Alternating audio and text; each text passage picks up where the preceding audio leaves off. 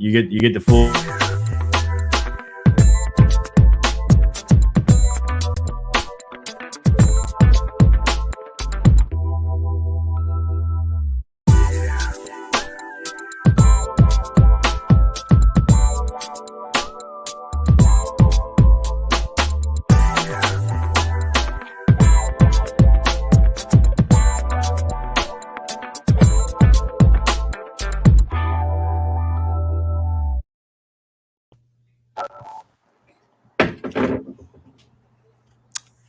Well, hello everyone.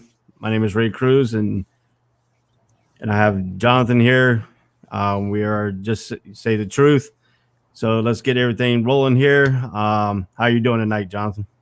Doing well, man. How are you doing? I'm outside in my backyard tonight doing the show. It's a nice little breeze out here in SoCal tonight, so I decided to step out, on the in the backyard on the porch and just hanging out, ready to talk sports with you. I guess it's just us going tonight. Yep, that's okay though. Two-man show. We can get everything going, get everybody pumped up, get it rolling here. I'm in my fake living room here. My little backdrop here in my little fake living room. So let's get into the topics tonight. So the first topic we're going to cover, we're going to get in our NFL segment here. What rookie quarterback is more likely to lead their team to the playoffs? Go ahead, Jonathan. Who you got? That's tough. I'm gonna say Trey Lance. Why? Because look, the 49ers, they've been there before. They got the coaching staff that's been to the Super Bowl before. And Kyle Shanahan is really good at grooming quarterbacks. He has helped with the development, of quarterbacks in the past. So I think, Trey Lance will step in, and I think he'll do enough to help the 49ers get to where they got to go. Now, the 49ers weren't a bad team a year ago. They, unfortunately, they were, hampered by injuries. I think, with the spate of injuries that they had last year, kind of hurt them a bit, and it caused them to have a disastrous season.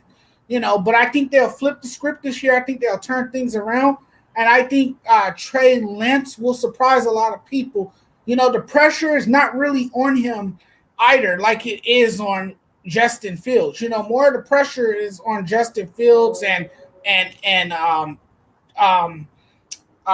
going blank here. Trevor Lawrence. The pressure is on those guys because they were more hyped up coming into this draft, right? Everyone was talking about those two guys particularly. And then Zach Wilson going to New York. I think he has a tremendous amount of pressure on him there as well. And Trey Lance is kind of sitting in a back room all alone with not as much pressure as those guys. So I think he's an interesting story. I think he's someone to watch next season, and I think he would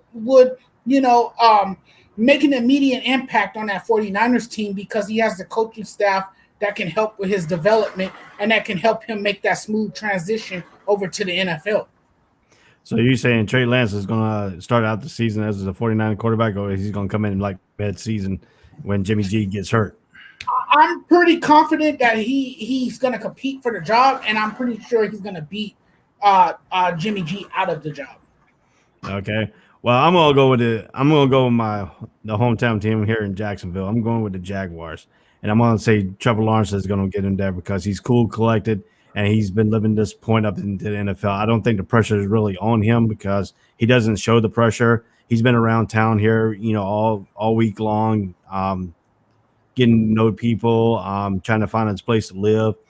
But I think he's going to be the only thing that worries me is that injury that he had and that operation he had before he come in here to Jacksonville before the draft. But if he can get back to that shoulder doesn't bother him, I think Jacksonville's got a team that can put around him. They got Travis Etienne. They got Robinson. Robinson can go up and down the middle. Robinson is not as fast as Trevor Etienne, but Etienne is now giving them speed in that backfield that Jaguars have been missing for a while.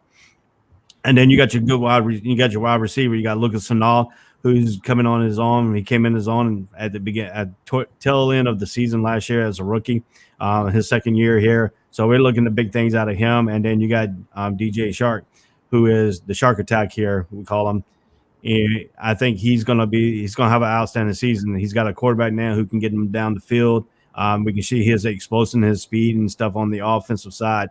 But the only thing that really troubles me is that it's because his blind side is going to be his left tackle.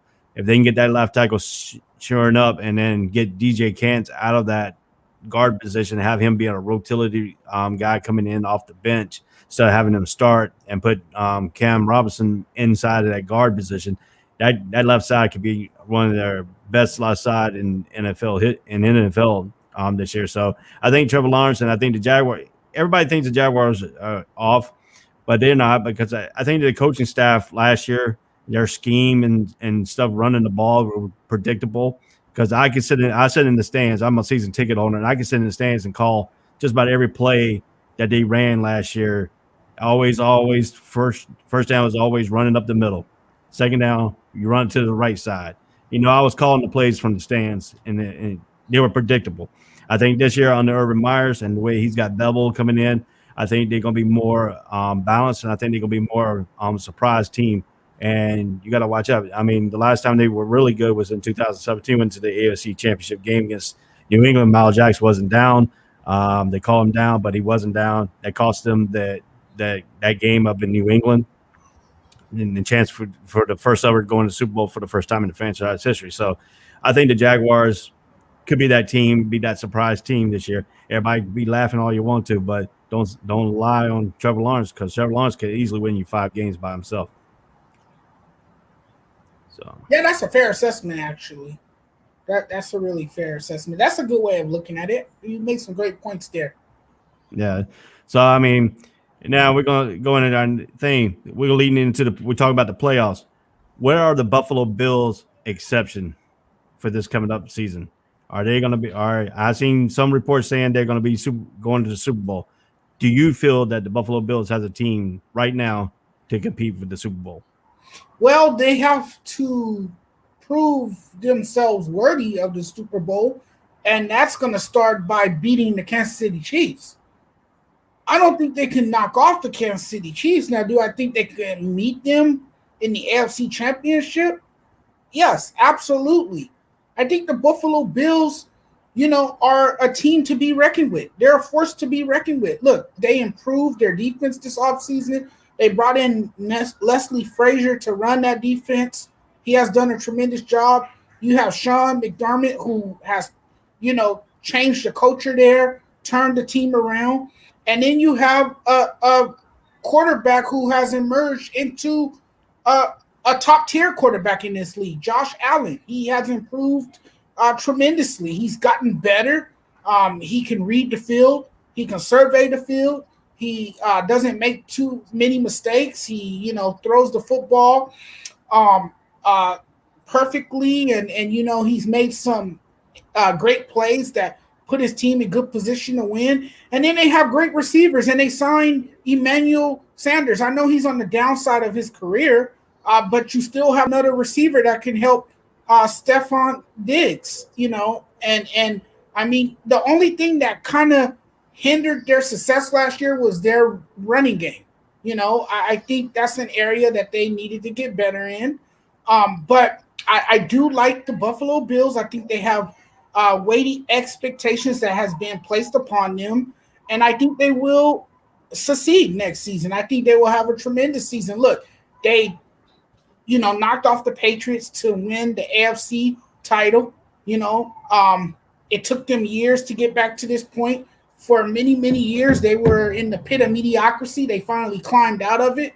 So I think their expectations, I think they have a lot of expectations placed upon them this year. I think they face, a lot, of expectations coming into next season. And I think they will respond to them. I think they will have a great season. But do I think they have enough fuel to beat the Chiefs? No, not at all. I think the Chiefs realize now they have unfinished business. They would like to get back to the Super Bowl, hopefully for a rematch against the Tampa Bay Buccaneers and get even. Okay, that's a good fair assessment of the of your take on the Buffalo Bills. My take on the Buffalo Bills is I don't think they're a Super Bowl team. I think they might be getting to the back to the AFC Championship game against KC. But the thing with KC is, did KC upgrade their offensive line? Now Buffalo has upgraded some of their defensive spots to get into the pass rush and stuff like that to try to get Mahomes like Tampa Bay did. So now the question is, did Kansas City upgrade their stuff enough to protect them against the Buffalo Bills? Because the Buffalo Bills, I think they got pretty good draft picks and coming in this year. I think they got what they needed, and I think it depends on how their rookies are going to perform. Season, the NFL, you got to have them rookies actually perform. The ones you highly picked to put in your spots. If you don't go out and get these free agency and try to pick your spots up with veterans, so that's going to be time to tell. But right now, I don't think they can get past Kansas City either. But Josh Allen has improved. He's improved, and he used to be. Came in the league, he wasn't that polished. I mean, he was out running around and stuff. Now he's getting his arm and you know how quarterbacks sometimes takes 3 to 4 years to develop themselves in the NFL. They got him. He's getting in that acclimate of that coming up with his third or fourth year right now. So he's in that window of picking up this game a little bit, and he's a smart guy. So he showed proofs last year. Now can they get over the hump? Now can they? This is not the 90.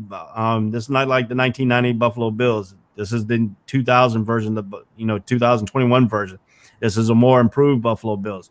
But then again, Buffalo's going to have to have that pressure mentality. They're going to have to do it all season long. And if they can keep players healthy, that's going to be the key. You got to transition. NFL is not for long. That's what NFL stands for me. Because you got to have that the nutrition, keep your body in health. Can the rookies not hit them rookie walls like they supposed to?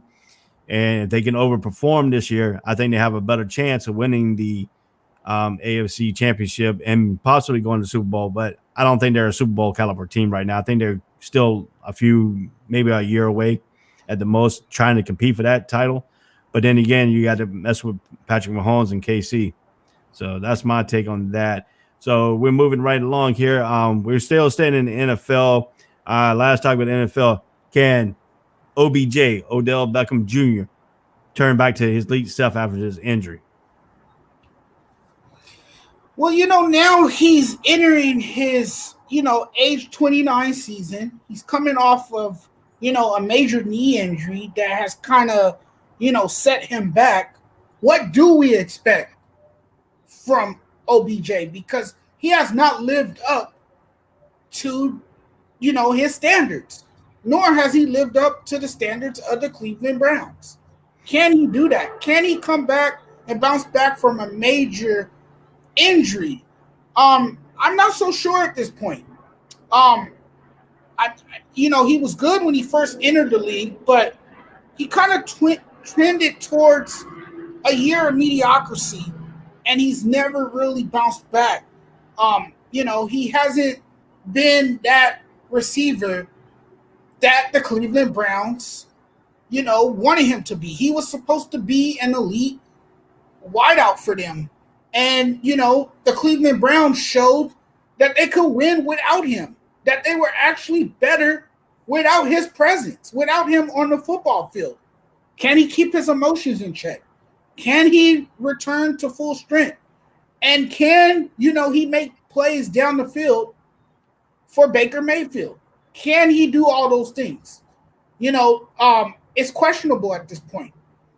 We don't know if OBJ can, turn back into an elite receiver. It's hard to tell at this point. I want to give him the benefit of the doubt. The man was sensational with the New York Giants, even though he was a bit of a problem child, even though he behaved like a prima donna and he conducted himself like a diva, like most of these top-notch wide receivers do. But I just don't know if he could turn back into that elite receiver. I think at this point in his career, being 29 years old, with a different team, battling injuries, I just don't think he can return to usual form and get back to being that Pro Bowl wide receiver that we once saw in the early stages of his football career. Well, I'm gonna take a little bit. I'm gonna take you a little argument, a little bit step further here about OBJ. OBJ has not been the same since he left New York, and the reason why I don't think Cleveland Browns offense fits his style. New York offense did fit his style, and that's the reason that you see him over conversating here in Cleveland. You know, he wanted to prove people in New York that he left on bad terms, that they were wrong, that he could be elite anywhere in the NFL. But his scheme of wide receiver has to be fit into a scheme of his ability, and that's when you look at Cleveland. Cleveland does not have that ability that he had with New York, because New York, you had Cleveland, you got the other wide receiver Landry. They're sharing possession of the ball. Basically, they're both like could have been number ones. You got two number ones on your roster right now, and now you got to battle things. So Landry's already made himself there. He's a presence there because OBJ's injury has left that wide open for Landry to take over that number one spot. So I looked at some of these reports here that talking about OBJ getting back. I think he's going to lose some steps with that torn ACL, coming back off the ACL injury. When people get torn an ACL, it takes some time to get back, 1 to 2 years. Maybe he might do something next year. We don't know if he can keep himself injured free. So I looked at some of the projections that he's going to have in 2021-22 season here. They're talking about he's going to catch 69 passes. He's going to be targeted 120 times. And he's going to have approximately a yard of 970 yards. That's not elite. That's not elite in his OBJ style. OBJ needs to be over 1,000-yard receiver. And if he can't get back to that 1,000-yard receiver, he's not going to be an elite wide receiver. He had them great years in New York, winning the Super Bowl. Guy makes some great catches. I mean, he's got strong hands, but the time it's going to tell is can he get back from that injury this year? With that injury, to set him back for another year maybe. Because, when people come back from torn ACL, it takes them a few games to get back into it to get that trust of that knee. But you're still not the same because it takes another year before it gets really, really strong where you can actually forget about it and then you can turn on your game. So that's going to be the point of OBJ. Can he have the mindset to get away from that injury and put himself back on the football field at an elite level to where he demands the ball or he's going to demand the double team? I don't think you have the double team now because he's going to be a step slow. Yeah, he is definitely going to be a step slower, due to health issues, and he's not going to be as explosive as he was before. So, no, I don't think he's going to be double, teamed. I don't think he's going to be – I don't think they're going to, cover him like they used to. They're just going to, sadly disrespect his game at this point of his career, because he's approaching the latter stages of his career and his life span is short at this point. I mean, I guess we could say, Ray, that he's at the tail end of his career. Let's just put it that way. At age of 29, that's hard to believe that he's at the tail end because usually a wide receiver will go at least to 33, maybe 34 years old. And yes, and your prime is around 29 to you're about 29 to 32 is basically your prime for wide receiver. So if you've been avoid injuries though, and he's been able to do that, unfortunately. So, all right, we're gonna move away from the NFL. We're gonna go from one football that you pass in the air and you hand it off to the basketball that you dribble. So to the NBA. What is your NBA hot take right now? Well, I'm going to say that the Boston Celtics are in trouble. Why? They're too small. They commit to playing small ball. They have exceptional wing players and Jason Tatum. Unfortunately, they lost Jaylen Brown. He's out. And you never know what you're getting from Kemba Walker. Kemba Walker, to me, is too inconsistent. He's also injury prone. This team is going to get eaten alive, my friend. When they meet teams like the Sixers, the Bucks, they're done. Their season is over. So, I mean, the Boston Celtics are in trouble. And, I think the Phoenix Suns have kind of fallen off a bit late in the season. They picked the wrong time to start losing ball games. Is it concerning? No, because you still have Chris Paul. But has Chris Paul won anything in the playoffs? Yeah, I mean, he has great leadership qualities. He has helped transform the culture in Phoenix. And, he has this team believing they could win, and they have brought into what he's brought to that organization. They got a floor general in Chris Paul. But we've seen him on several other teams before not be able to carry the load and carry the burden on his shoulder. He got a young team around him, but his veteran presence has helped. But I don't think that Phoenix team is going to go as far as people expect them to go. And then you have the Clippers. I really don't. I haven't figured out this team's identity. Some guy told me the other day, well, the Clippers are going to go deeper into the playoffs because they got Serge Ibaka this year. I mean, I find it hard to believe that the Clippers are going to go very far. Those are just my NBA hot takes at this moment. I just don't see them going far. I think this is going to be an interesting playoff. I think a lot of teams are going to surprise a lot of people, and that's kind of going to shake up how the standings look and how the seeding goes and everything.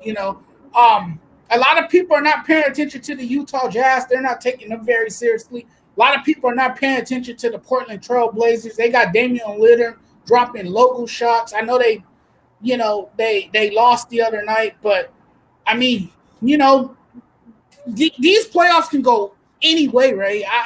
It's hard to tell at this point, but it's going to be an interesting playoffs for sure. Well, my NBA hot takes.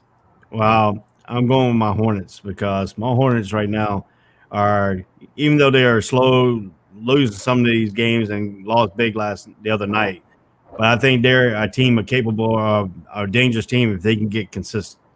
They haven't been consistent all season, but they've been consistent with LeBron, with Melo coming back into the lineup. So that's the question we're going to have here. Can Melo, get back to himself before he got injured? That's going to be the part of the Charlotte Hornets.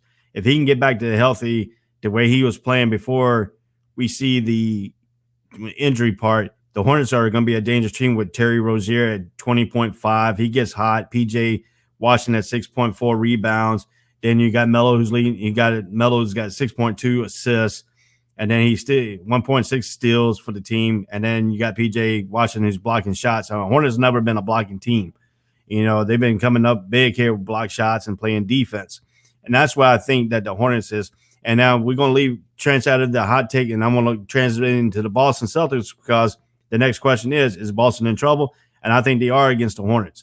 The Hornets, without Brown, who's going to guard Miles Bridges? Miles Bridges has been on a tear lately. He's been dunking on the people. He's been playing the post. He's playing the outside. He's a triple threat kind of guy. Boston, you got Jason Tatum, but can Tatum be on Bridges the whole game without getting in foul trouble? That's going to be your question. Who's going to guard? I think the X factor in that series is going to be Miles Bridges. Who's going to guard Miles Bridges? The Celtics does not have a big guy or a person who can guard him on the side of stature of the built that he is. So that to me, yes, the Boston Celtics is in trouble. I think the Boston Celtics could lose this play-in game to the Hornets. So what is your thought on the Boston Celtics? Yeah, you know what? I wouldn't be surprised if they lost to the Charlotte Hornets. That wouldn't be really an upset to me because we already know how this Boston team is built. They don't have enough depth. They don't have enough size. I said this before. They're a very undersized team. I don't think it's fair to place a lot of the blame on their coach, Brad Stevens. I think it's fair to place most of the blame on Danny Ainge for not bringing in the right pieces to help solidify this team, both offensively and defensively. There's a lot of flaws on this Boston Celtics team. And I just feel like this, Ray. I feel like there is something missing on that Celtics team? It's chemistry. Are they lacking team chemistry? Are they lacking heart? Is there not enough spirit on that team? Sometimes they play, uninspired basketball. And, sometimes they look like a dispirited team. One that can't find themselves. They can't discover their identity. One day they're clicking on offense, the next day they're not. So, I think this Boston Celtics team is definitely suspect. I definitely think they're in trouble against the Charlotte Hornets. And, like you said, I wouldn't be surprised if they lose because, like you also mentioned, who's going to guard Miles Bridges right now? He is on another level right now. The guy is playing remarkable basketball. He's having a career year, and he made a lot of noise in Charlotte this year, and a lot of people are finally paying attention. Why? Because this team is in playoff contention now, and, they look like a dangerous team, and I don't think Boston has what it takes to run the floor with them and beat them. Especially in the play-in tournament, a game of this magnitude, I just don't see it happening. Well, if you look at the Boston team, you got Kemba Walker. He's what, 6'1"? You got Melo, who's what, 6'5", point guard. That right there is a mismatch right there by itself. I like Kemba. Kemba played with the Hornets. He did a good job here in Charlotte. But Kemba's got heart sometimes, but then sometimes he takes games off too. He don't play in games consecutive with heart and passion. Right. And to me, if you got I understand the Duke concept of Duke University basketball and stuff like that. But when you have a person who's leading on a team from a Duke University that's got to be your superstar and your leader, they haven't really produced in that role. They produce in role playing, not as a superstar. And Tatum is becoming that superstar. He's on that level of scoring. Yes, he can score. He can do all that. But he's not on that level where he can make the team better. He doesn't have that leadership chemistry that I feel that he should have as an NBA right now. He doesn't get on the floor. He doesn't take, leadership, ownership of the team. That's Kemba. Kemba does that, but Tatum doesn't. Tatum needs to do that because he's the leading scorer. He's their scorer. He's their benefactor. If you don't see him stepping up in the leadership role, your team is not going to sit there and play inspired basketball. I don't care. You can say Kemba, this. People are not listening to Kemba. People are going to listen to Jason Tatum because he's that player. He's that superstar. He earned that respect. But he needs to show that he earned that respect. And that's the problem you got right here. That's a very distinct problem with the Boston Celtics. It's not Brad Stevens. It's not, I believe, it could be a multiple everything. I think the NBA has caught up to Brad Stevenson's play style. I think the NBA has recognized what they're doing. I think that's what has caused, he had a surprise his first couple years because team was not recognizing his style of play. But now teams are recognizing the style of play. And then when you got Brown going out with his injury, that was the player that scared me the most against Miles Bridges was him. Now he's not in that benefactor, and you can't put Jason Tatum on him every time because you're going to end up losing your superstar. Because all Miles is going to do is he's more bigger than Tatum. He's got the broad shoulders. He can go down and post you up and dunk on you, and in order to take you out by the 3-point line, and then he can blow by you on the dribble. And he's a freakish athlete. If you watch him, you don't think he's that fast, but you go watch him in person, you see him blow by people like it ain't nothing for that big, for his big frame he is. Mm-hmm. So I think that's going to I think Boston is in serious trouble. I think the Hornets are going to give them trouble. If the Hornets don't win, but it's going to be a very competitive game, and it's going to take all their, they're going to have to come in with heart. They're going to have to play with heart. And if they can't match the passion of the Hornets, they're not going to match the passion of this game, and they're not going to end up beating the Charlotte Hornets. Agreed. So, I don't see it happening. I really don't see them beating them at all. You got Melo. In that underhand pass he did that one game from 3/4 of a court to Miles Bridges.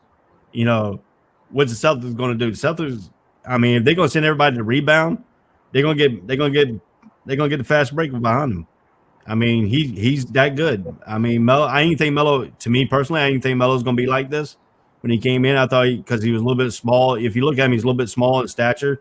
He's only 19 years old.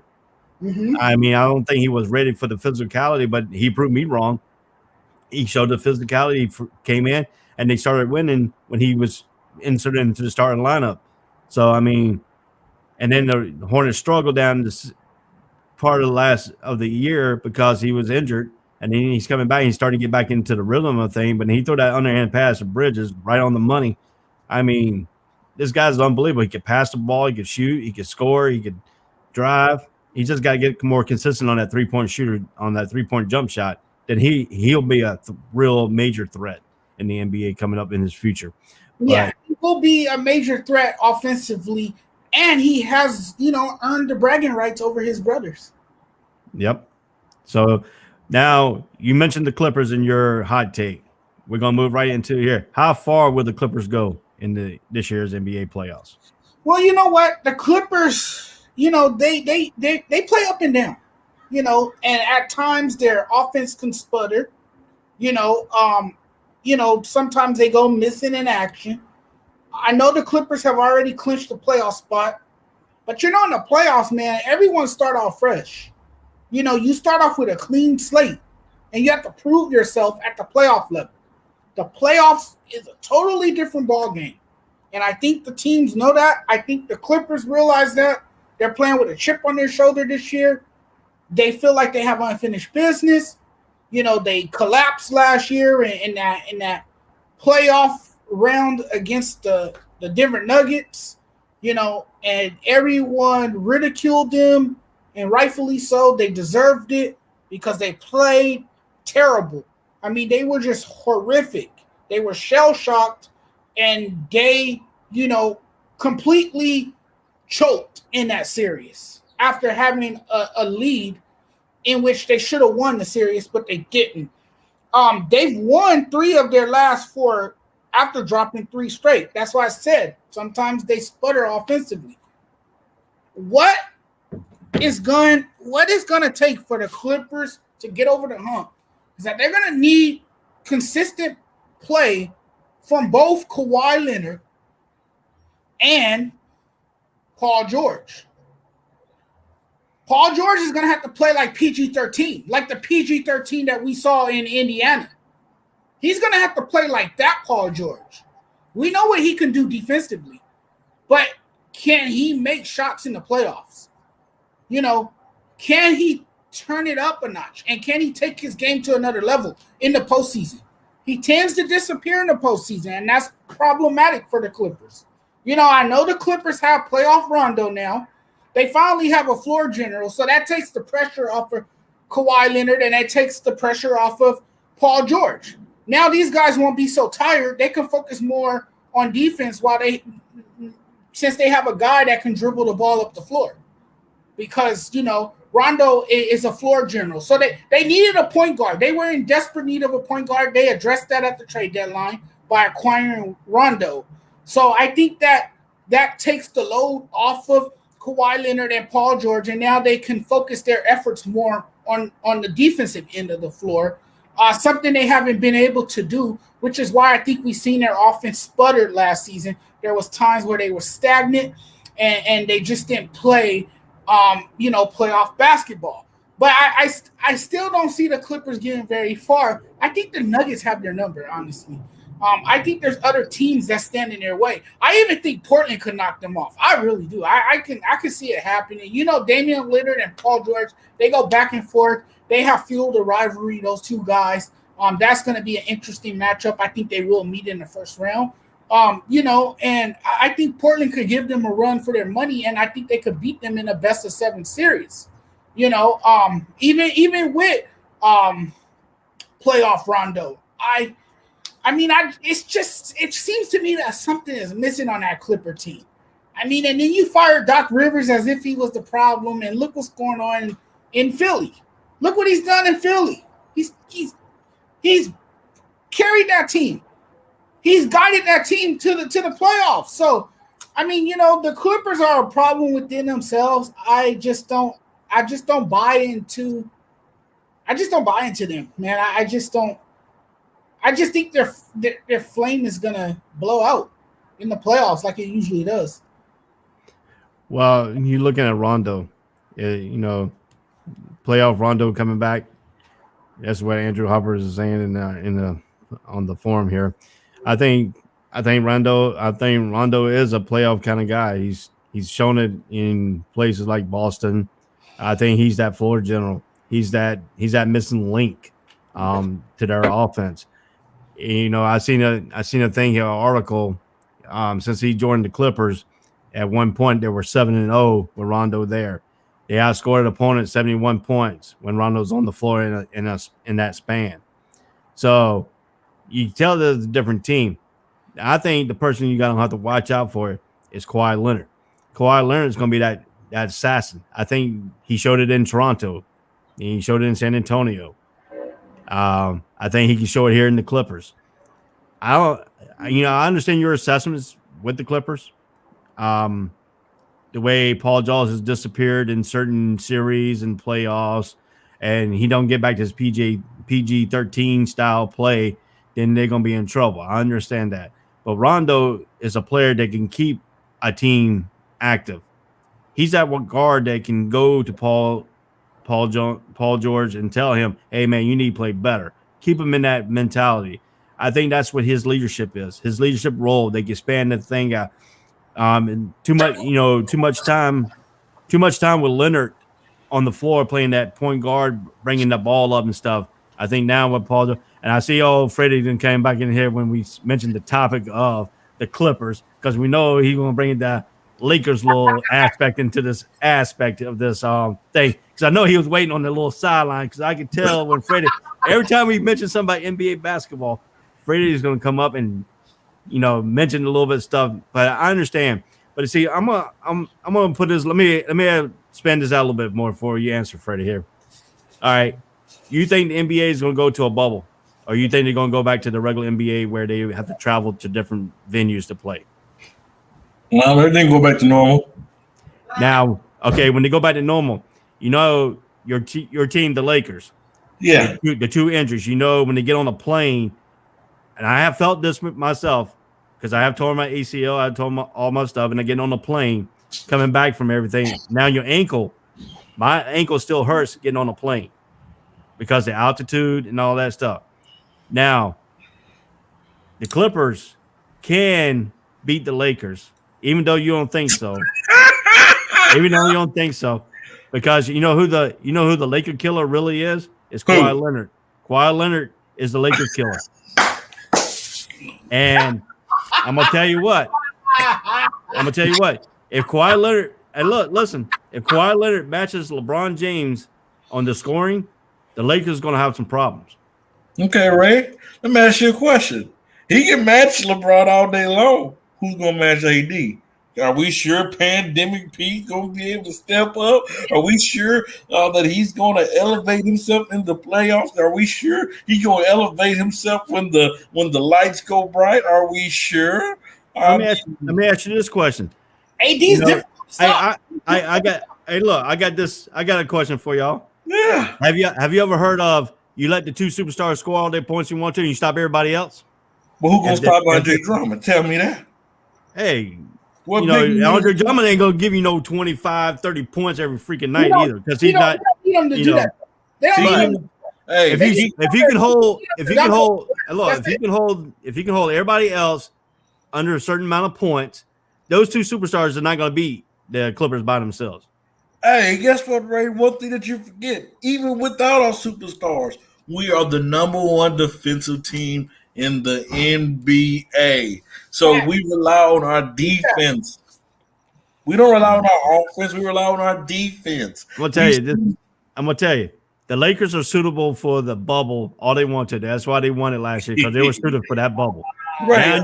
Now you're gonna put the outside traveling back into the equation. Right. Now you drinking some haterade right now. No, I don't drink haterade, bro. I bring the facts and styles here. I bring the facts and styles because of injuries. You know what? You're talking about a team who the Clippers, who've been too inconsistent this year. And guess what? Kawhi Leonard, he's dealing with an injury right now, a hand injury. Right. A hand injury. So he have not been the same. Are we sure? Like I said, Paul George, he hides. And guess what? You know what I heard about the Lakers say? People you say about the Lakers all year? They missing the playoff Rondo. They missing Rondo. But Paul George cannot handle the pressure of the playoffs. He has Jonathan, cannot. Jonathan, guess what? Guess what? We got our Rondo, and he's peaking right now. THT, did you see him? He was 20 and 10 the other night. He might be the savior to the Lakers. He can run the second unit, give him the ball. He can create shots for others and get his. Freddie, I will say, if the Lakers second unit steps it up, and if they play consistently, and if they get great production out of the supporting cast, the Lakers will be tough to beat. If all that falls into play for them, they will be a tough out in the playoffs. First of all, Jonathan, are you doing a show outside? What's up? Are you doing a show outside? Yes, I'm in my backyard. That's cool. Nate, you know what? You can make these comments. Come on air. Come on air right now. Show these people you right now. Nate the Great, come on the screen right now. Don't hide. I want to see you right now. You making these bold predictions. Come on air. I'm calling you out. For his statement about the Jazz, Jazz got a lot of injuries going through too. So, I mean, I've got faith on the Jazz beating the Lakers. Nobody in the West can beat the Lakers, Ray. Stop it, man. You seen what we did to the Phoenix Suns without LeBron James, with Anthony Davis. Nobody can guard Anthony Davis. That's one night. That's one night. Yeah, Anthony Davis. One night. Well, there's no one that can guard Anthony Davis in the West. If Anthony Davis stays healthy, the Lakers can go far into the playoffs. I'm not going to say how far they can go, but they can go deep into the playoffs. You know what, Jonathan, you won't say it, but I will. They need everyone to stay healthy, man. The Lakers right now, obviously. Fred, we know you're going to pick the Lakers. Regardless of the thing, you're going to throw the Lakers out all day long. It doesn't matter. Hey, look. Every time we talk about the NBA basketball, Freddie's going to bring on the show. He's coming on Bring It on the NBA side because he asked to come on Bring It for that on Monday night. So, because we're talking about Kobe Bryant and all this other stuff. So we're talking about Lakers. Ray, let me answer the proper question. Go ahead. How far what was the question again? I'm sorry. How far will the Clippers go in the playoffs? The Clippers better be worried.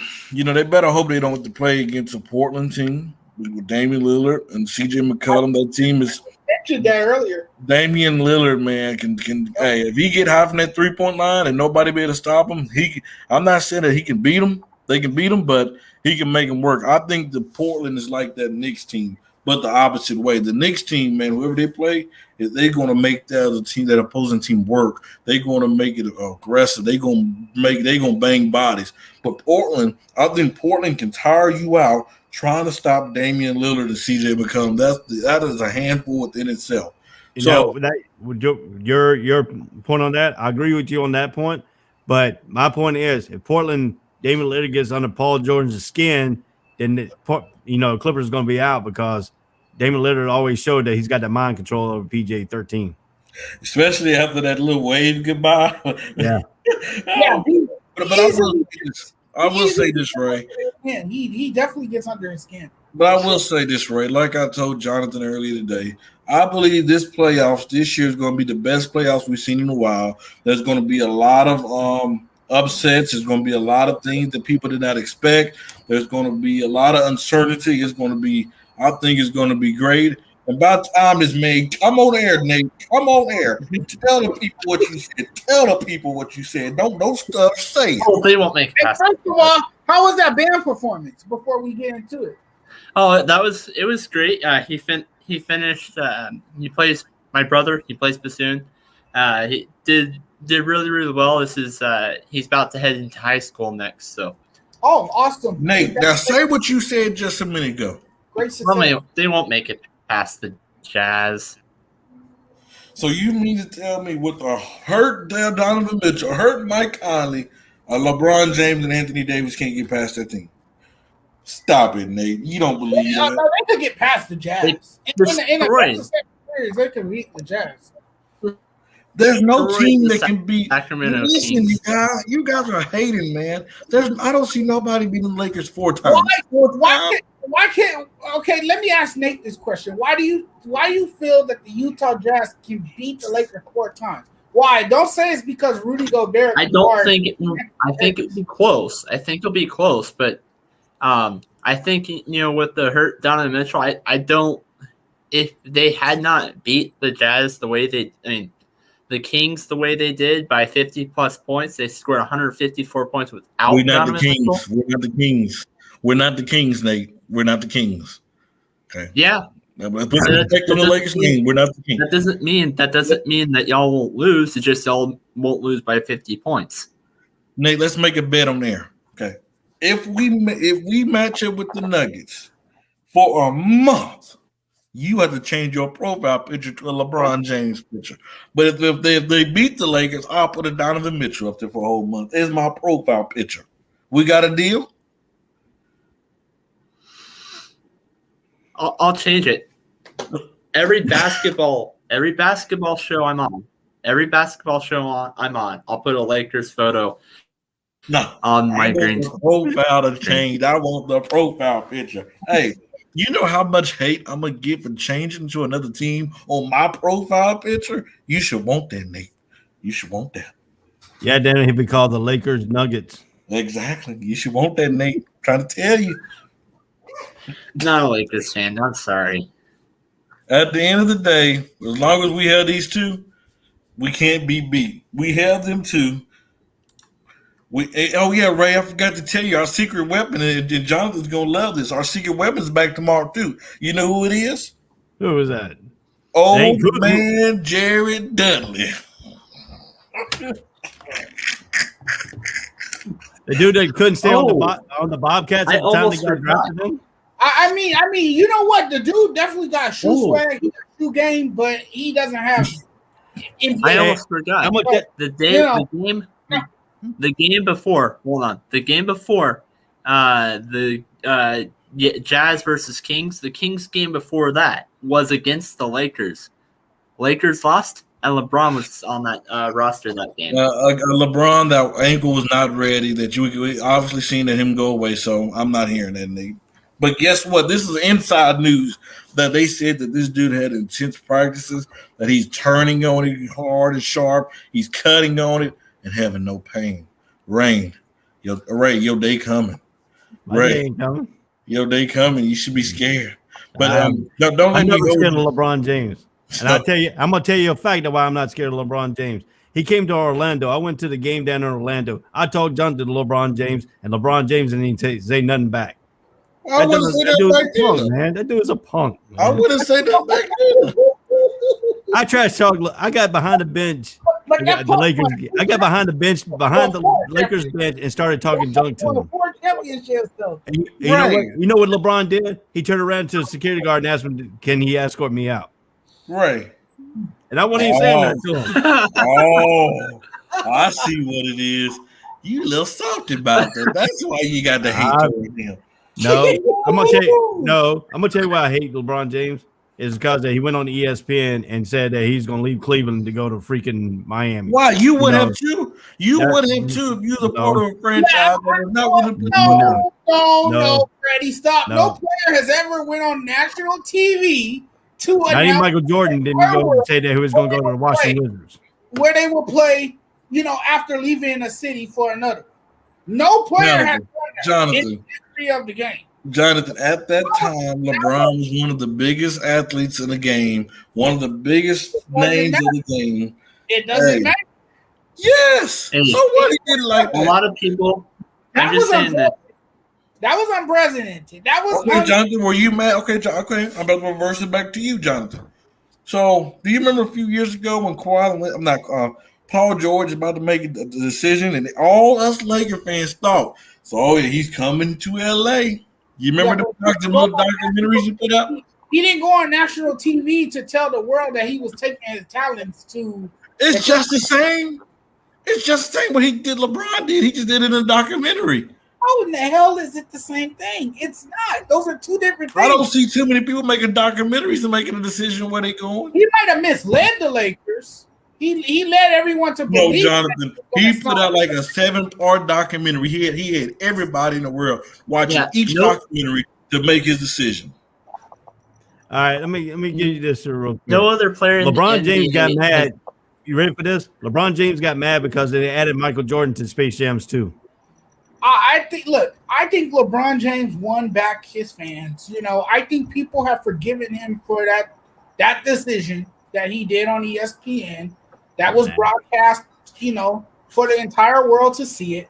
I think everyone's forgiven him for that. You know, and why are you mad about that? Right? He came back and delivered a promise.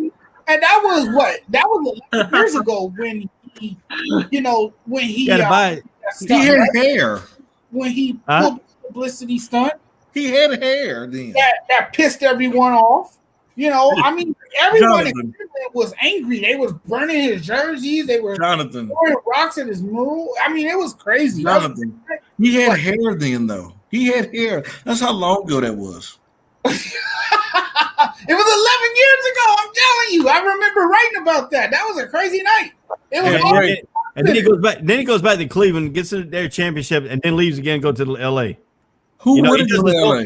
He does his hometown team dirty, man. No, he don't. They don't care about him. I disagree with that. I think he does his hometown team dirty. I think he earned his right to leave because he delivered on his promise. You know, when he went back to Cleveland, you know, he bought that city a championship, something that no other star athlete in Cleveland has done. So, I mean, he earned his right to leave. So, Ray, what would you say about that Kevin Durant? Kevin Durant, when he left Oklahoma City, I didn't like that either. He didn't go to Washington. He went to Golden State to go. You know what? It's funny. I don't like that either. Right? You know what's funny? But Jay, I didn't like that either. That's the new NBA now. No, I don't like teams going out and getting these superstars because you know what? It hurts the small franchise. It hurts the small city market. Right. But no one stays loyal to these teams anymore, man. You don't see a Patrick Ewing stand his full season in New York. You don't see a Kobe stand his entire career in LA. You don't see a Reggie Miller stand his entire career in Indiana. You don't see Michael Jordan stand his entire career in Charlotte. Time out. Listen, I'm about to show you how great LeBron is, okay? The first time he was in Cleveland, he was so dominant. You had a Boston Celtics team. You said, you know what? We can't beat them by ourselves. Let's form this big three together to beat him. Then you seen that Pistons team at the time. Then you had the Spurs team with Tim Duncan. Then you seen then you started seeing that Golden State Warriors team with Steph, Clay, and Draymond. And then, let's not forget the OKC team with Kevin Durant, James Harden, and Russell Westbrook. And guess what they all came to say in Golden State? You know what? We can't beat the man. Let's team up to beat him. And we've seen the same thing now in Brooklyn. Well, James Harden. You know, if you look at all these superstar teams, they all hurt the small market teams. Charlotte got an effect. So what? Get better. You know, so what? Get better. How you gonna get better when you got more money to go get competitive? No, I don't care about that. Right. Let me ask you a question. Is the Spurs a small market team or not? They're a small market team, but why in the world have they won 5 championships? Because they had Tim Duncan and David Robinson. No, because that organization know how to draft players and know how to develop players. These small market teams, you know what? You got to stop getting excuses to do the same thing. I'm just telling you. Get better. Well, you know, in Charlotte's case, I'm going to tell you 2 reasons for Charlotte. One reason is the initial owner of the Charlotte Hornets, when they took him and moved him to New Orleans. That's not the NBA problem. That's Charlotte's problem. No, Charlotte offered the dude a new stadium. The same stadium that they built downtown, they play in right now. They offered the same package. They just kept that package, so when they got a new team to come in, they already had it approved. But the owner sit there and blackballed the city because the owner did not want them to come through with the thing. He wanted to move the team. He wanted to move the team about 3 or 4 years ago. Well, guess what? You can't get mad for your team being a small market team and that situation. No, that's not an NBA problem. That's a Charlotte problem. But, you know, in my case, though, you know, I'm old school. You got to be loyal to the team that draft you, man. No, you don't. No, you don't. Yeah, you do. Because guess what? That franchise not gonna be loyal to you. We seen a Harrison Barnes in Dallas get traded while he's on the bench. These That's franchises. Harrison Barnes. That's not a superstar Hey, player. we seen a DeMarcus Cousins. We seen a DeMarcus Cousins when Hey, the Kings. Oh yeah. By the way, you didn't see Michael Jordan walk. Hey, look, you didn't see Michael Jordan walk away from Chicago when they were losing. Like, But you guess- know, but guess- you didn't but see him guess walk what? away. Because Chicago gave that man everything he wanted. Everybody wants to see about LeBron, but Chicago gave that Michael man Jordan everything never he wanted. requested anybody. Never That's requested what you Dennis think. Rodman to come there. Michael Jordan Never wanted them. And by the way, when he got Scottie Pippen, Michael Jordan didn't even know who Scottie Pippen was until he came. But guess what? He couldn't get out the first round till he got Scotty. Michael Yeah. Jordan. Michael Jordan became Michael Jordan. Michael Jordan was Michael Jordan. Wait, Michael Jordan was so discontent with that front office. There was so many nights and days that he was frustrated with that organization. Well, he didn't get frustrated with the front office until Krause got there. He stuck it Jerry out. Krause got He there. stuck it out like a man and spent No. his entire career in Do you Charlotte. know what Jerry Krause did to that organization? They went out and got Jerry Krause's guy and Tony Kukoc. If you watch that documentary of the Dream Team, and they'll tell you exactly that what happened.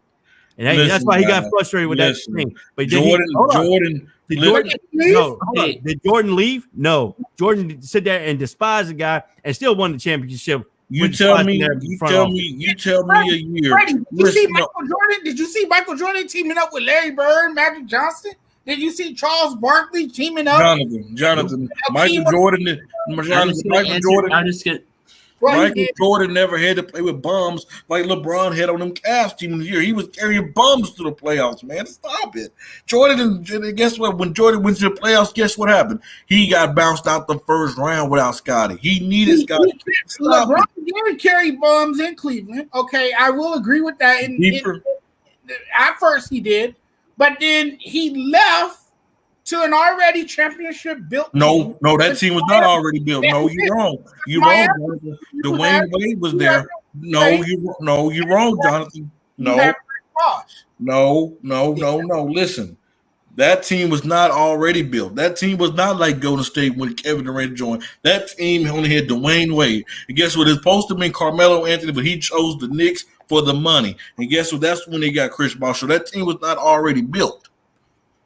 There is a difference. LeBron brought him way to a championship, basically. And what is Kevin Durant doing right now in Brooklyn? Hey, Kevin Durant done the same thing. I tell you straight to your face. I'm not gonna lie He about done it Kevin twice, Durant. but you Yeah. don't get on him about. Oh, that. I get on Durant all the time. I don't like the dude. I tell you personally. Yeah, he did. You come and ask me, I would set you straight. I don't like LeBron James. I don't like Kevin Durant because I don't like these superstar teams. You know, why you got to make a superstar team? You can't win on your own ability to make other players better I on your keep telling team. y'all who started the super teams, but no one wants to believe me. Who, Jonathan? Who? The Lakers did when they got No. called Gary Payton. Jonathan, there was super teams. No, it was way back when Showtime Lakers, Boston. It was Showtime. The Bulls was a guy like Those were not super teams. what? No. Well, The Showtime Lakers. hey, hold up. The Showtime Lakers drafted some of their players like James Yes, they Worthy. drafted, but guess what? They still Yeah. had. They still got Kareem. And then they brought Kareem over when they were the Minneapolis Lakers over to the Los Angeles Lakers. So right. you know, Man, listen. yeah, Freddie, go on. Nah, you say I know a little bit about Lakers history. I know a little bit about Lakers history. You know, What about Boston? All them players wasn't drafted. no, What about the bad boy Pistons? All them players wasn't drafted. because they got Vinny McWave Johnson from Dallas. What about the Chicago? All them players wasn't drafted. No, they did a trade time. They did a draft So that trade shows when me to Seattle. So there's always been super teams. They just might have been built differently. It But might they didn't not go have out been there. as big as But they they- didn't go out. But they see LeBron, Michael Jordan didn't go to the front office and say, "Hey, you need to go get Scottie Pippen." Then you go get Dennis Rodman. Yeah, LeBron's right. telling people who to get. You know, LeBron Right. told the Clip. Hold Right. up. LeBron told the Clippers, he told the Cleveland Cavaliers when he played for Cleveland, "This is what I want for coach." They got rid of that coach and brought Tyronn Lue in there as a head coach. Yep, Don't tell me LeBron that is not wrong. He got coaches fired. Yep. Yeah, Well, you that's got not coach working in fine. You LA, got obviously. What was that? It's obviously not working in LA because I'm pretty sure he Hey, wanted but- to no, he got Walton fired. Well, yeah. No, you know Walton will get fired anyway. Hey, Magic we- didn't want him. You know, Magic Johnson, low key got He got booted out. fired. He got booted out. Yeah, he got him fired, and that's how they ended up with Pat Riley. Magic Johnson didn't want Luke Walton in LA. LeBron, honestly, I'm talking about when Magic was playing in the 80s. yeah, of course. Man, a lot of these great players have input on stuff what they want, Ray. That's what you got to forget. And Jonathan, I know you brought up Kobe Bryant, and hey, God rest in peace his soul. Tomorrow's get inducted in the Hall of Fame. He's a great player. Hey, he's my top 2 greatest player of all time. But listen, who's your first? LeBron James. He's the best player in the game. Is LeBron? Is Kobe? Then it's Jordan. No. Yeah. LeBron Sorry. should just be his own champ. Sorry. Listen. Sorry. There was a Sorry. point when the Lakers was not trying to Hey, put go pull his basketball card. Pull his basketball card, Oh, man. man. Listen, there was a point in You're time. delusional. Listen. LeBron James is There was a point in time when the Lakers was not putting anything around Kobe. Do you remember what Kobe did, Jonathan? He was threatening the Lakers to leave until they got Pau Gasol. That's what they do. They put pressure on the franchises until they are willing to help them. That's what he did to Charlotte when he got drafted. You know, Kobe Bryant got drafted by the Charlotte Hornets, Yep. and he Yeah, put pressure he on did. him to make that trade because he said he wasn't going to play for him. He I got wouldn't traded. have. He got traded for Vlade Vlade Divac. Divac Yep. and But Campbell. look how that worked out for you. We won championships. Y'all still bums. And you know what? Dale Harris got a raw deal too. He got fired when Phil Jackson became available, Yeah. and that surprised a lot of people because they had a Not me. really good record. Phil Jackson is the GOAT in coaching, bro. Not when he first came in. Michael Jordan had a hard time with him. Red Auerbach. You can Man, argue that. one thing, I will say this. I think Popovich is right up there with Phil Jackson. Listen, when I say that, when you're talking about developing players into who they become, I believe Pop is like one of the greatest at that. I think Popovich is better than Phil Jackson because if you look at Phil Jackson, he went You with could all say the that. superstar. He went all with superstars. He went with the Bulls when they had Jordan, Pippen, and all them. When he won the championship, when they left, he left and went to the Lakers. Who he have over there? Kobe Bryant, Shaquille O'Neal, and then you bring in all that. So, I mean, Phil Jackson had developed no talents. He had talent already developed for him. So Popovich had to develop everybody else's talent, the team chemistry. As when Robinson left and Tim Duncan came in, when Kawhi Leonard came in, he really helped Kawhi Leonard in his own career. So I give Popovich that credit because he did develop more players than Phil Jackson. Phil Jackson had a team that was already set. He just needed his little bit of influence of the triangle offense to work, because Michael's ability in that triangle offense to make that a triangle offense effective. When they first implemented, they weren't that good. When they picked it up, when Michael finally picked it up and how to run that offense, that's when the Bulls took off. So, and then you had Kobe. You had the same thing. You had to institute that triangle offense in LA. So when that took off there, they took off. So you got to understand, Popovich had talent that he had to build. He had to build a team. He had to build a chemistry. He had to build all these players that are leaving. And then Tim Duncan was a solidified superstar. But Tim Duncan did not play high school basketball. He swam in St. Croix. I went to his hometown when I was in the Navy down in Puerto Rico. We had to go over there, and I was with SEAL Team 8 at the time. That was a tech, and I was one of their guys that playing the enemy. So we had to go to his hometown, and we actually met his mom and went inside the restaurant his mom owned in St. Croix. And she was just telling us that he never had that ability. He didn't want to play basketball. So when he got recruited by Wake Forest is the only team to recruit him in college basketball. That started his little bit of filter. But when he got into the NBA, when he talked to Robinson, when he got Popovich there, it made him a little bit more better. So I think Popovich is the better coach and developing players and stuff. I think I'll put him atop of Phil Jackson because Phil Jackson, he was already in a winning situation when he arrived in Chicago. He's already in a winning situation when he arrived in Los Angeles. And you can agree with me that on that topic. But, I understand everything concept. NBA's changed. We're going to these live, 3 mega stars on one team, trying to coercion. But I think, to me, that's what made the NBA a little bit more, I think, last days ago in the last few years because, you knew what team was going to win all the Yeah, Oh, watered down now. The league is watered down. No, I'm not gonna say. No, I'm not gonna let you say that, Jonathan. These players are more like they played more physical back in the day. Okay, they played more physical. These players are more skilled today than they were back then. Back then, you don't have a Steph. You didn't have a Steph Curry or a Damian Lillard pulling up the logo. These players are more skilled, so the league's not watered down. It's just a different version of the game. Well, I like that. To me, I like that too, but the refs too, they don't let these guys play anymore. They call all these ticky-tack fouls. I wish they just let these guys play more. And then that's what the defense that they was playing, they was fouling. Like, that's not defense. Now I want to see defense to try to stop a Steph Curry. Like that's not defense. You hand checking and all this stuff. You're fouling. That's not a defense. yeah, they changed the rule. I mean, they changed these hand tack rules. They put more into officiating hands. You miss out, and then you got players now flopping. And now they kind of take the flopping out of the game and stuff like that, taking the charge and stuff. You don't see the hard charges no more, like people take back in the day. You didn't see when Bill Laimbeer was clobbing the hell out of Michael Jordan. You don't see that anymore. You don't see teams trying to play rough anymore. And then if you touch, I understand everything about LeBron and all that, but I have seen some games you barely touch LeBron, and LeBron thought he got fouled. And nobody really touched him. Come on, now. I'm gonna tell you. I think James Harden started that. James Harden started. Now there's all these other NBA players catching on.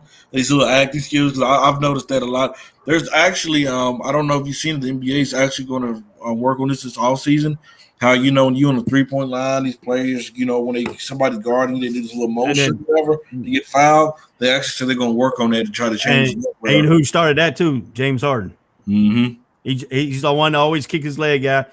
If he watches an over jump shot, if nobody's on him, he don't kick his leg out. But then when somebody gets on him, he'll running after him, he'll kick his leg out. It's not his even standing. They should be calling that an offensive foul because you know how a player actually shoots when nobody's on him. If he changes his stuff when somebody's on him, be like that Kawhi Leonard situation. Yeah. And then you're gonna have somebody. Reggie Miller used to kick his foot out though a lot. Reggie Miller did that on purpose. He said he did it on purpose. He said he wanted to foul on everybody that came out to guard him.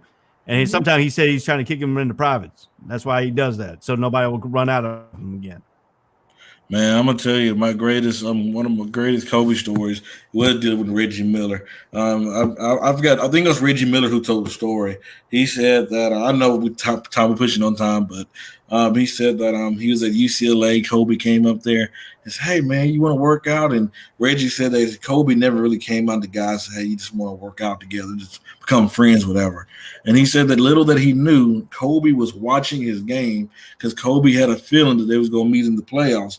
In the playoffs one year, and then little did he know, Kobe was picking up on them moves, and he started, he knew how to guard him better than without those matchups. So, man, Kobe was special, man. Reggie Miller and Kobe engaged in a brawl before too. Yeah. All right, let's pick up the last topic here we got is rank them: KD, Wad, and LeBron. Who y'all got? Oh. I'm gonna let y'all go first. Go ahead, John. Rank them in order. Yeah, in order you rank them. Okay, those three guys: LeBron, Kawhi, and KD. Ooh. Why? Because LeBron is one of the most physically talented players in the game. So I'll put him at 1. And I know we're not supposed to measure greatness by championships, but he does have 4, and he's won a number of MVPs. He has the individual accolades to show for it. So I gotta put him at 1. I put Kawhi at 2 because he's the best two-way player of this generation. When healthy. He can do it on both ends of the floor. Defensively, he has quick hands, an ability to dislodge the basketball and turn that into a turnover and make something happen on the other end of the floor. So I like him at 2 because of not only because of his offensive skills, but his defensive abilities as well. And then KD third. KD third because KD is a great shooter. When he's healthy and when he's clicking on all cylinders, he is hard to stop, very difficult to guard. So I like him at the 3rd spot. And, he only fits at number 3 because he bounced around too much in his career. And Ray, I'm gonna take this next one. he's needed the most help. Let me finish. He's needed the most help out of those two on the list. Out of everybody else on the list, KD has needed the most help. Okay, Jonathan, the disrespect that you speak, okay? I have LeBron number one because he's the best overall player, all-around player, make teammates better, whatever. I have KD number two, man. Put respect on Kevin Durant's name. He's the best shooter out of the three. Like, he can score from the 3-point range, the mid-range. He can dunk. He can do it all. Like, hey, Kevin Durant and, before KD had his Achilles towards Achilles, I had LeBron right here, and I had Kevin Durant right here. Like, it was so close. Like, Kevin Durant was breathing on this dude's ankles. Like, Kevin Durant, man, is a killer. He's a sniper. Like, you can't stop him. Then yes, Kawhi is a great defensive player, but I think KD is a very underrated defensive player. I think he's a better than average defensive player. He can still block shots. He can lock you up, for time when he needs to. Then Kawhi Leonard is like you said, the best two-way player of all. He can shoot the ball. He can guard the best player on the other end as well. Ray, tell me you agree with me. Well, I'm going to put a little spin to everybody's thing here. I put Kawhi Leonard first, and I'm going to tell you why. I know he jumped off because he didn't want to hear the explanation, but, Kawhi Leonard has done a little bit more than LeBron James and them, and I'm going to tell you why. Kawhi Leonard went all the way to Toronto and made them a champion. No, Look what it has. Yeah, he did. No, he did not. All right, what's Toronto done since he left? What are they doing now? What Toronto got the luckiest break in NBA history. He got lucky that Kevin Durant towards Achilles. He got lucky that Klay Thompson with that. Ray, don't sit up and act like if them two was healthy. Hey, you can't blame it on injuries. You can't blame it on injuries. NBA, professional. Everybody's professional athletes. And you told me not to blame it on a small market team. You cannot blame it on injuries. So don't even bring it up your little injury stuff here. They would have got swept. No, they wouldn't. Kawhi could have stopped Kevin Durant. They wouldn't got swept. Excuses. That's what he's going to use if the Lakers lose, because if the Lakers get kicked out of there, he's going to use LeBron wasn't fully healthy. Anthony wasn't fully healthy either. I don't use excuses. I don't use excuses either. So, Kawhi Leonard, I think he's a quiet assassin. That's why I call Kawhi Leonard. He's a quiet assassin because you really don't hear nothing from him.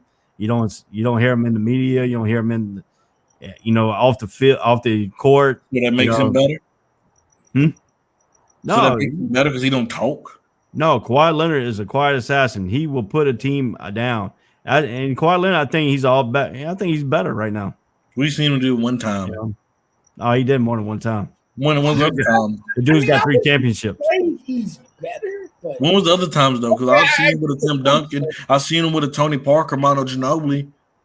So did you see him up there with Tim Duncan and Manu Ginobili and Parker up in Toronto? No, but I seen him with a Kyle Lowry, Serge Ibaka. Kyle Lowry ain't that good, dude. I'm sorry, Kyle Lowry ain't that good. Marc Gasol against, and you know what? He should have went to the finals because that bounce. Kyle Lowry. I think with Kyle Lowry off the roster this season, they've only have one loss. Just saying. He just pops in. It's good with that. But I mean, honestly, the way I rank players, Kawhi Leonard is not really the power forward or anything like that. I'm interested. Who's number 2? Who? Who's number 2? I had LeBron number 2. Disrespectful. I had LeBron number 2. That's not. How's that disrespectful? That's my ranking. That's my opinion. I have my own opinion. Need to be changed. This show's not off opinion. It's just the truth. That's what's wrong with these. That's what's wrong with these analysts now on ESPN. They want you to change their opinion because based on their beliefs. I'm sorry. I'm not an inspirational person. I'm not gonna. Right. This show is not called Just Say the Opinion. And it's called Just Say the Truth. I just did say the truth for you. You just can't handle the truth. Son, you can't handle the truth. You just can't handle the truth. That old few good men saying, with Jack Nicholson? You know, the all-time Lakers fan. Oh He yeah. can't handle the truth. I hope we can get him back by the time the playoffs too. Hey, Jonathan, we need to get him back, man. Jack, the man. We need to get Jack in Staples Center. Well, is California gonna lift their Well, fan we had capacity? 4,500 fans the other night, and they said hopefully we get more by the time the playoffs come around. So they're aiming for more. I know Dodger Stadium is selling out more tickets too. But I mean, are they gonna have them on the floor? I mean, that's the question. I know they're gonna be in the stands, but will they? Well, they got a line like Spike Or- Lee. The funny thing is, the official, the security had to get Spike Lee because he was off the line the other night because they said to move him back. He was, man. He was hyped up for that game. But I mean, you know, like I said, to me, the elements of traveling and stuff like that in the NBA playoffs. Man, we not getting back on that, man. We Yeah, we are. Yeah, we are. Hey, yeah, we are. Yeah, we are. I'm running the show tonight. We do what I want to do. Yeah, go with it. Haterade, man. I ain't no hater, man. Every time we talk about NBA basketball, you pop up and you always put the Lakers in some This fashion. show is just say the truth, Freddie. You know, not just say not just say the Lakers. The show's not just say the Lakers, man. Say the Lakers. Hey, man, I just thought I'd hop on here real quick. I gotta go. I gotta run somewhere. So, hey, Nate, you sure? All right, peace out, brother. Nate, did you want to make that bet yet or no? I was just about to say before you said you were gonna hop off. It's just about to say there's another 29 teams out there as well. Yeah. Yeah. Yeah, When but the Lakers get eliminated, I'll find me somebody else I'm rooting for. But that probably never would happen. Yeah, well, when LeBron says he retires, And He then be guess crying. what? When he he crying a retires, little thing. I'll be we still jumping. got for the Anthony rope. Davis. We got Huh? Anthony Davis. And we got He needs another superstar, man. And We got THT and Grumman. Hey, who you grooming? Kuzma? THT. No, we Kuzma. He Kuzma too worried about I'm dying. gonna tell you what. The Lakers made Lakers made a mistake. They should have put Kyle Kuzma and kept Brandon Ingram. No, What? New Orleans wanted Brandon Ingram, and then Brandon Ingram didn't fit with LeBron. Brandon Ingram had to have the ball in his hand. How did he not fit with LeBron when LeBron's a unselfish player and a guy who Yeah, makes- hold up, Fred. Ain't LeBron's the person that looks to pass the ball, then shoots? Yes, but then try Brandon to- Ingram is more. Okay, Brandon now Ingram's more of a player that has to have the ball in his hands. He's not really that catch and shoot player. He's better when he has the ball in his hands. I beg to differ because I've seen him play in Yeah, playing I- high school all the way up So to you want Brandon Ingram college. just as a catch and shoot all night? That's what you No, want to do? I've seen his game is different. That's not his style of play. So you want him to be a Danny Green? That's what you want him to be? Oh, he could do it. Danny I think Green he Oh, would. please. Kuzma's a better version of a Danny didn't Green. take to the basket. He could dribble the ball. But he won't be able to do that with he won't be able to do that with this Lakers team. Better since he left the Lakers. He won't be able to do that with this Lakers team. You have Anthony Davis and you have LeBron James. I respectfully disagree with your And I choice. respectfully disagree too. Hey, look, y'all got two Lakers fans going at each other, man. It's funny. But hey, I gotta go, you guys. Look, if the show says, I'm just saying. the I truth. know. Yeah. Freddie thinks it's just say the Lakers. That's all he's saying. Hey, you guys, I gotta go though. You guys did good today, man. All right, man. All right, you did good too, man. All right, we'll talk soon. Yes, sir. All right, All right, man. man, So, what a wild one. I mean, the show has been for an hour. We went an hour and 18 minutes and 28 seconds, 30 seconds here. So let's get it ready up. Your final thoughts here. We're tidying up here on Just Say the Truth, not just say the Lakers. Everyone, have a wonderful weekend. I want to thank all our viewers for tuning in, and make sure you guys tune in for our NBA playoff coverage. It's going to be a lot of fun. We got a lot of great content coming for you guys. We got you guys covered for the NBA playoffs, and we would love to have you guys jump on board and join us for some great time. Yep. So Just Say the Truth comes on Wednesdays and Fridays, 8 p.m. Central Time.